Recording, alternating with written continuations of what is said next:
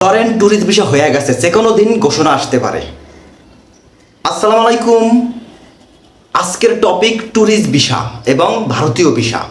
তো আমাদের উপদেষ্টা সাহেব উনি ভারতীয় হাই কমিশনের সাথে গতকালকে একটা বৈঠকে বসছেন। তো বৈঠকে পররাষ্ট্র মন্ত্রণালয়ের সাথে যে বৈঠকে যে আলোচনা হয়েছে তার কিছু অংশ আমি তুলে ধরব। বুধবার 2 অক্টোবর পররাষ্ট্র মন্ত্রণালয়ে অনুষ্ঠিত এই বৈঠকে দ্বিপাক্ষিক বিভিন্ন বিষয় নিয়ে আলোচনা হয় এবং দ্বিপাক্ষিক সম্পর্ক উন্নয়নে দুই দেশের সম্পর্কে কাজ করার উপরে জোর দেওয়া হয়। তো একসঙ্গে ভারতীয় হাইকমিশনের বাংলাদেশি নাগরিকের জন্য ভারতীয় ভিসা প্রক্রিয়া পুনরায় নিয়মিত করার বিষয়ে গুরুত্ব দেওয়া হয়।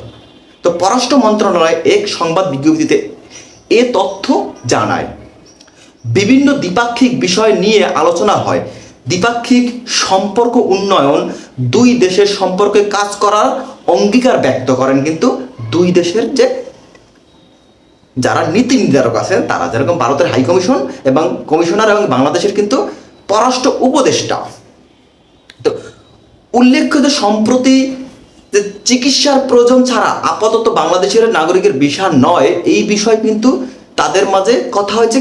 কেন নয়, কি কারণে দেওয়া যাবে, এই বিষয়ে কিন্তু বিস্তারিত তাদের সাথে গতকালকে আলাপ হয়। তো আমরা যতটুকু দেখেছি যে যে আমেরিকাতে যে পররাষ্ট্র মন্ত্রণালয় যে এস জয়শঙ্করের সাথে আমাদের যে পররাষ্ট্র উপদেষ্টার সাথে কিন্তু একটা বৈঠক অনুষ্ঠিত হয়েছে, সেখানেও কিন্তু এই বিষয়গুলো নিয়ে আলাপ হয়েছে। প্রথমে যে কথাটা বলছিলাম যে ভারতীয় ভিসা ধরেন হয়ে গেছে, তো সেই বিষয়টার ব্যাখ্যা বলি। আপনি একটা জিনিস চিন্তা করেন যে 750 কোটি টাকা প্রতিরোজ ভারতের লস হচ্ছে। এটা হচ্ছে ইন্ডিয়ান একটা পত্রিকার নিউজ, ইন্ডিয়ান পত্রিকার নিউজ। 750 কোটি টাকা প্রতিরোজ লস হইতেছে। তো আপনি একটা জিনিস চিন্তা করেন যে ভারতের মতন একটা অর্থনৈতিক কান্ট্রি তারা কিভাবে এই অর্থনীতি সামাল দেবে। ভারতে কিন্তু দ্বিতীয় সর্বোচ্চ টুরিস্ট কিন্তু বাংলাদেশ থেকেই নেয়, বুঝতে পারছেন? তো এই বিষয়গুলো কিন্তু ভারত সামাল দিতে পারবে না আমি যতটুকু মনে করি। আর বাংলাদেশের সাথে ভারত কখনোই একটা খারাপ সম্পর্ক বজায় রাখতেও পারবে না। সেই কারণেই কিন্তু আমি বলছি যে কোনো দিন একটা নিউজ চলে আসবে, দেখবেন যে এই 2টা বৈঠক হয়েছে, আর একটা বা 2টা বৈঠক হইলেই বলবে যে হ্যাঁ ঠিক আছে, শর্ত সাপেক্ষে কিছু ভিসা আমরা দিব। এই শর্ত সাপেক্ষটাই পরে পার্মানেন্ট হয়ে যাব। বিষয়টা ক্লিয়ার?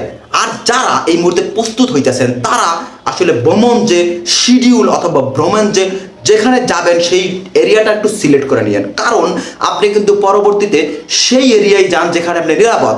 যেরকম আমার কাছে যদি জিজ্ঞাসা করেন, আমি 20-22 বার ঘুরেছি, তাহলে আমি বলবো ভারতে আমি আসলে হিন্দু বিদ্বেষী না, আমি কোনো ধর্মে আসলে ওরকম কোনো ধর্মের কোনো সমালোচনা করতে রাজি না, কারণ যার যার ধর্ম সে পালন করবে। তবু আমি বলবো যারা হিন্দু আছেন বাংলাদেশি, তারা যদি ঘুরতে যান তারা যে কোনো জায়গায় যাইতে পারেন, কারণ যেহেতু। আর যারা মুসলিমরা ঘুরতে যাবেন তারা কিন্তু আপনি যেই সব এলাকা মুসলিমরা এই মুহূর্তে বসবাস করতেছেন সেই সব স্থানে যাবেন। তার কারণ হয়েছে যে এই মুহূর্তে কিন্তু একটা জনসংখ্যা কিন্তু মুসলমান বিদ্বেষী হয়ে পড়ছে, যেটা সবাই জানে। এটা বিভিন্ন পত্রিকার নিউজে আসছে।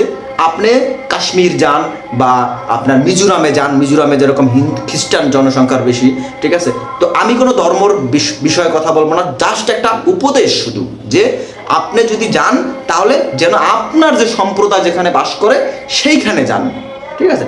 তাহলে এই মুহূর্তে খুবই ভালো হবে, কারণ আপনার সাথে তার কিন্তু একটা বিশাল ফারাক চলে আসবে। আর যারা মনে করেন না আমরা এটা পাশ কাটায় চলতে পারবো, যেমন আমি এখন যে কোনো জায়গা গেলে আমার কোনো সমস্যা হবে না, কারণ আমি কিন্তু এই বিষয়ে নাক গলাবো না। ধর্ম যার যার, সে পালন, আমি আমার ধর্ম পালন করব, সে তার ধর্ম পালন করবে।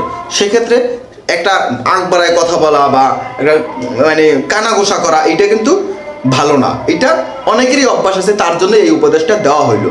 তো যে কোনো দিন কিন্তু ভারত ভিসা খুলে দেবে, এটা আমি বলতেছি, সবাই বলতেছে, যারা ঘুরতে যায়, যারা এক্সপার্ট, যারা ইন্ডিয়াতে সব সময় ট্যুর দেয়, তাদের কথা, সবার কথা। তো আপনারা তো অবশ্যই জানেন দুই দেশেরই নিরাপত্তার একটা ব্যাপার আছে, যে ট্যুরিস্ট ভিসার ক্ষেত্রে দুই দেশেরই একটা বৃহৎ নিরাপত্তা, তাদের যে জনসংখ্যা আছে তাদের একটা কিন্তু বৃহৎ সাপোর্ট দরকার এই ট্যুরিস্ট সেক্টর। কারণ আমরা দেখেছি যে পার্বত্য চট্টগ্রামে আমাদের যে অস্থিরতার কারণে কিন্তু ওখানে সাজেক, রাঙামাটি বিভিন্ন সময় বান্দরবন কিন্তু বন্ধ করে দেওয়া হয়। কারণ কি, এখানে কি সেনাবাহিনী আছে না? তারা কি চাইলে নিরাপত্তা দিতে পারে না? কিন্তু না, সে এত বৃহৎ পরিসরে একজন জন বাই জন কিন্তু নিরাপত্তা দেওয়া সম্ভব না।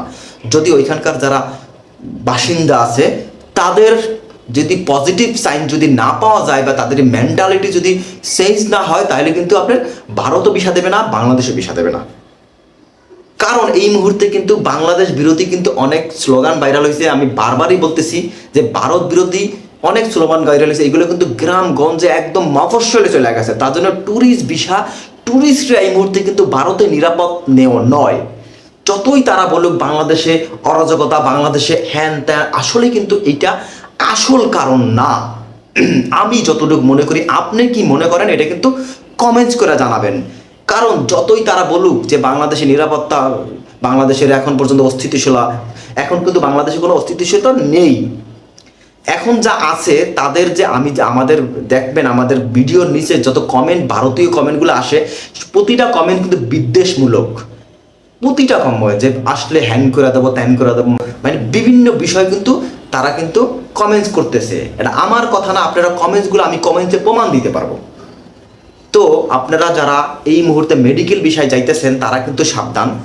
কারণ আপনারা মেডিকেল বিষয়ে গিয়ে কিন্তু কোনোভাবেই ট্যুরিস্ট সাজার চেষ্টা করবেন না। আমার আবারও আপনাদের কাছে বিনতি করতেছি যে আপনারা ডাক্তার দেখাইয়া যেন আর একজন রুগী না হয়ে যান, এর জন্য ডাক্তার দেখাইয়া সুন্দরভাবে চলে আসবেন। আর মেডিকেল বিষয় সম্পর্কে আগামী ভিডিওতে বিস্তারিত অনেক কথা বলবো।